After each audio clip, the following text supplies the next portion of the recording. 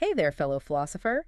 If you're anything like me, you love wrestling with those big foundational questions, those concepts that really push the limits of what we can wrap our heads around. Yeah, those questions that keep you up at night. Exactly. And today we're diving deep into one that has captivated thinkers for centuries: omnipresence. Ah, omnipresence. More specifically, divine omnipresence, the idea that God is present everywhere. And for this deep dive, we're turning to the Stanford Encyclopedia of Philosophy entry on, well, omnipresence. It's a great resource, very comprehensive and, rigorous, as you'd expect from the Stanford Encyclopedia of Philosophy. It lays out all the different philosophical angles and approaches to this concept. And right off the bat, as a philosopher, I think the first question that pops up is how can an immaterial being like God, as understood in classical theism, be present in space?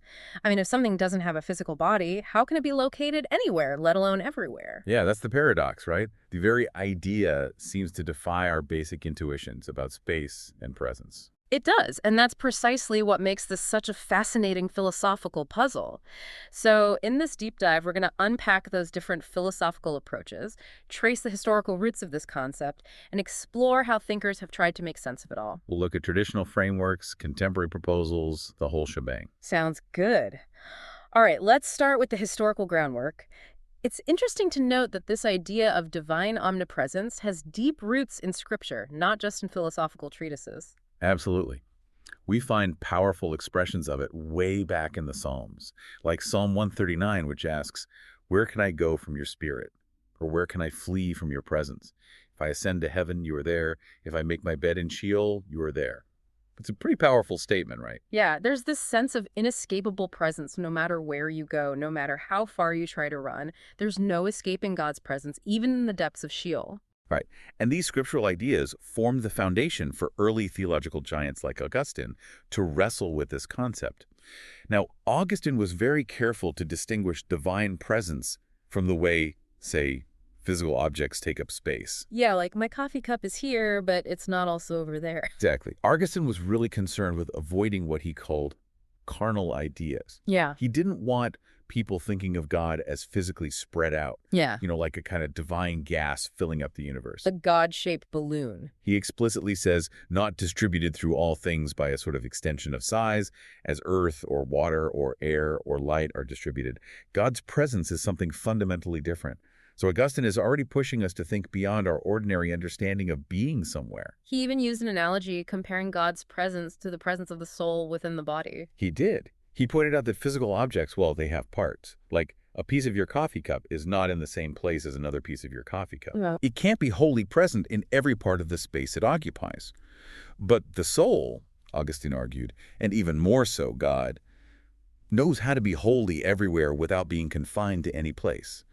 So this idea of being wholly present is key. It's distinct from how material objects exist in space. It's a different kind of presence altogether. Absolutely. And then we come to Anselm, who I think it's fair to say kind of took this to an even more paradoxical level. He stated that God exists in every place and at all times, but also in the same breath, God exists in no place and at no time. Now that's a head scratcher. As a philosopher, that definitely gets my attention. It does, doesn't it? But Anselm, clever as he was, sought to resolve this apparent contradiction by distinguishing two ways of being wholly in a place. Okay, I'm listening. So for material objects, he said their magnitude place contains by circumscribing it, and circumscribes by containing it. They are defined by the space they occupy. But God, he argued, isn't like that. God is present as a whole in every different place at once, but without being circumscribed by those places. He's not limited by space in the way a physical object is. Okay, so it's a presence but not a containment. A very subtle but important distinction. Exactly. God's being there is radically different from how, say, this microphone is here on the table. And later interpretations of Anselm, like those by Wirunga, Leftow, and Kahn, further explore this idea of being present as a whole. Yeah, the text mentions them briefly. What were their takes on this? Well, Wirunga, for example, suggested that for Anselm, it's all about knowledge. God's being wholly present could be understood through God's knowing or sensing everything everywhere. So God's knowledge is the key to his omnipresence. In a way, yeah. Leftow, on the other hand, focused on God's power. For him, God is present everywhere by virtue of his power being active everywhere. So God's ability to act, to exert his power, that's what constitutes his presence. Exactly. And Khan, he brings in the element of time alongside space, emphasizing a more holistic view where God sort of contains all of space-time, not just individual locations. Interesting. So we have knowledge, power, and now the whole of space-time. These early thinkers were really grappling with the implications of this idea, and their ideas laid the groundwork for more systematic accounts, like the influential triad of power, knowledge, and essence that Thomas Aquinas championed. Yeah, Aquinas, building on Peter Lombard, really systematized this notion. He argued that God is present in all things in three ways: by his power, by his knowledge, and by his essence. Okay, unpack that a bit for me. What did he mean by each of those? So by power, it means everything is subject to God's power. God has the ability to influence everything everywhere. So it's like a king ruling over his kingdom. Even if the king isn't physically present in every corner of the kingdom, his power extends everywhere. That's the analogy Aquinas used, yeah. Then presence by knowledge. It means everything is open to God's knowledge. God knows everything that's happening everywhere, all the time. Like if you can see everything in a room, even though you're not touching everything, you're still aware of it all. Everything in the room is present to your awareness. Exactly, and Aquinas used that very analogy. And finally, presence by essence. This one's a bit more abstract. It ties God's presence to his role as the fundamental cause of existence for everything. So everything that exists because of God.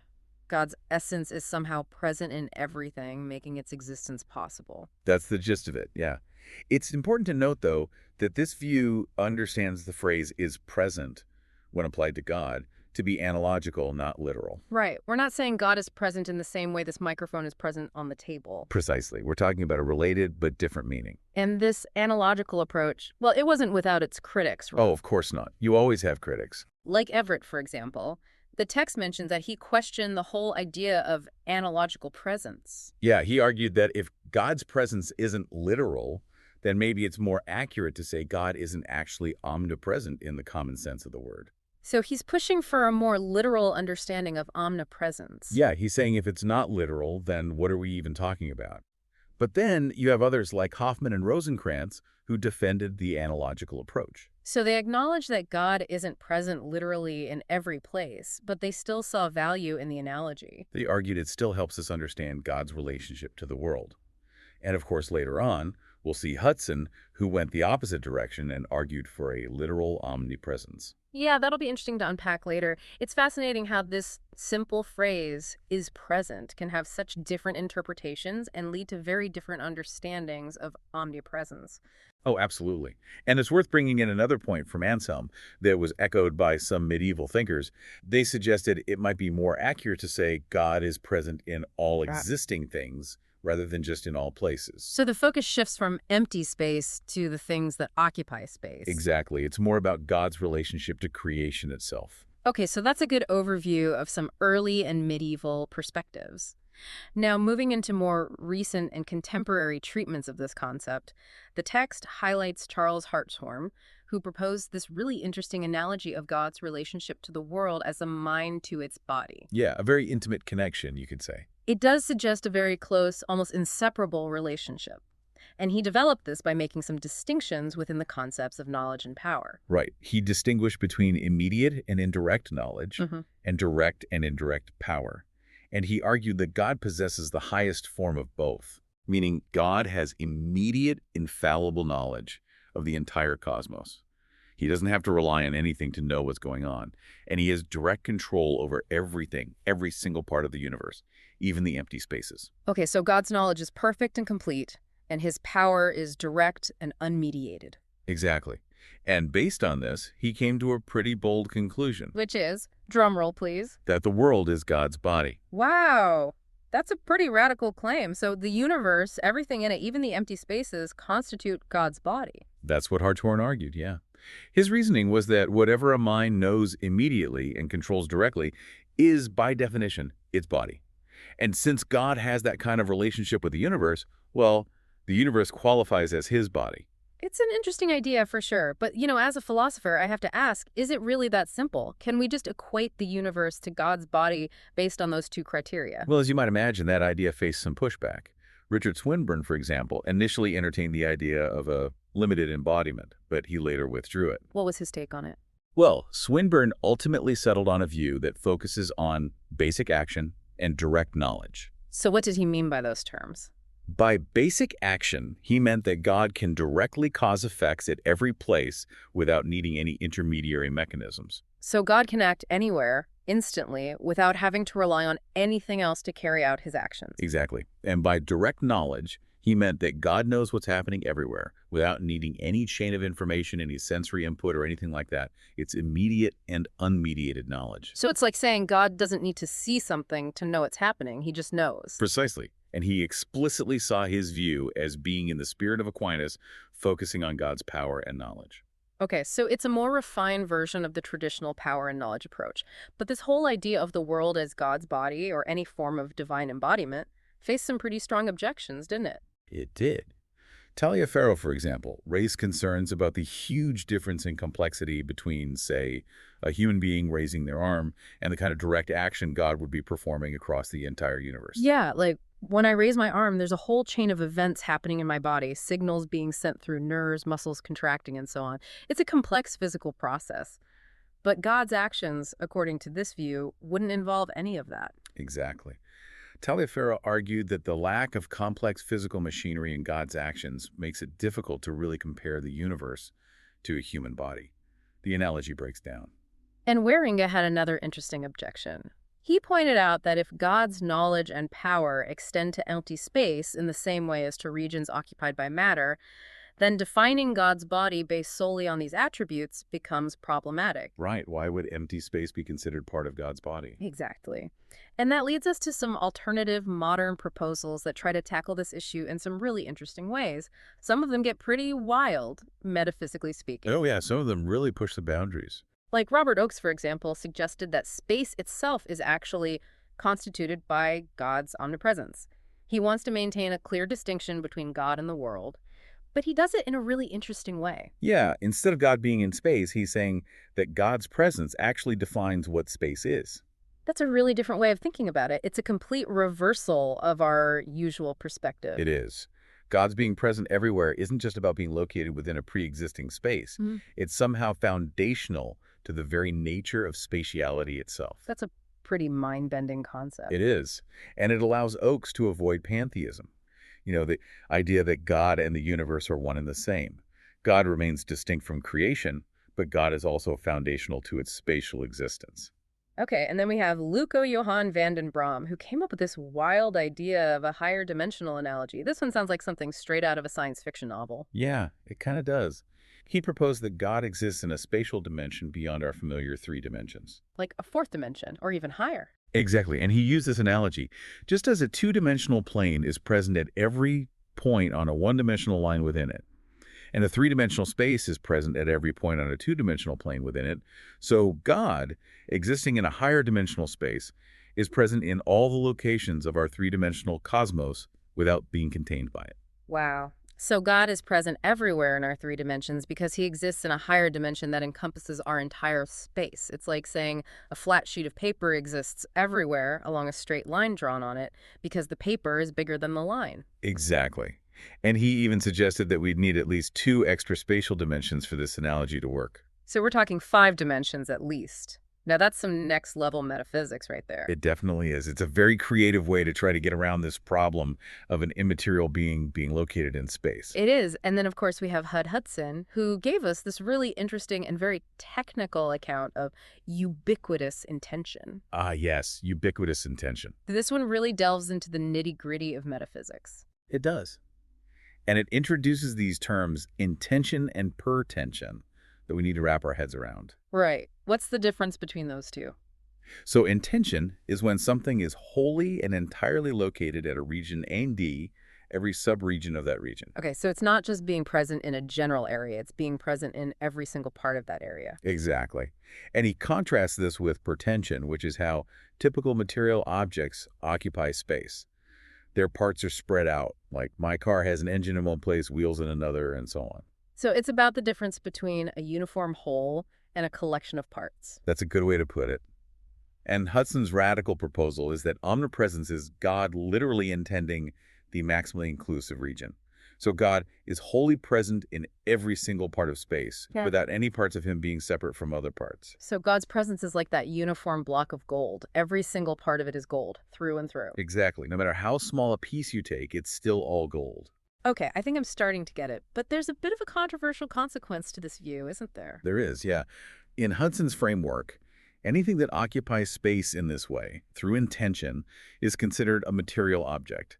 So his view seems to imply that God is material.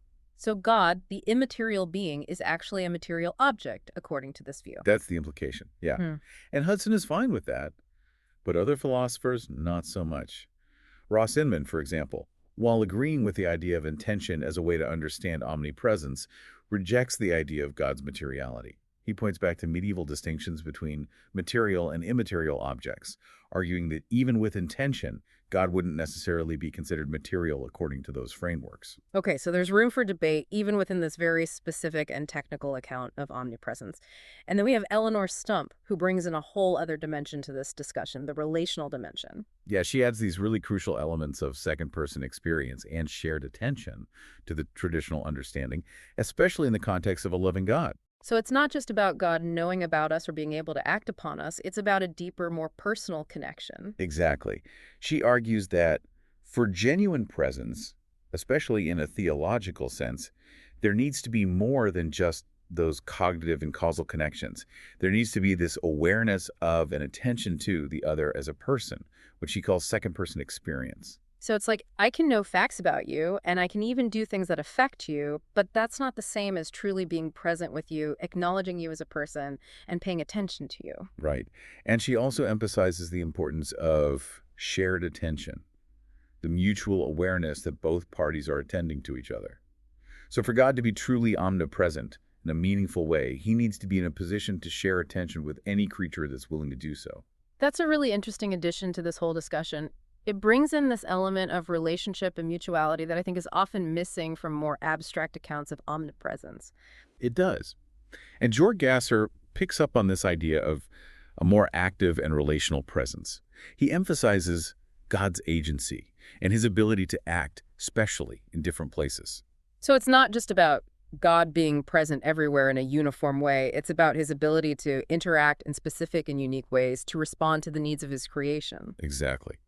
Gasser was initially drawn to Hudson's intention idea, but he ultimately found it hard to reconcile with the idea of God acting differently in different places, like we see in biblical accounts of miracles, for example. So he's saying that omnipresence needs to account for not just God's knowledge and power being everywhere, but also his ability to intervene in specific ways. Right. It's a more dynamic view of omnipresence. And finally, the Stanford Encyclopedia entry talks about future directions for philosophical inquiry in this area, and they point out something really important. What's that?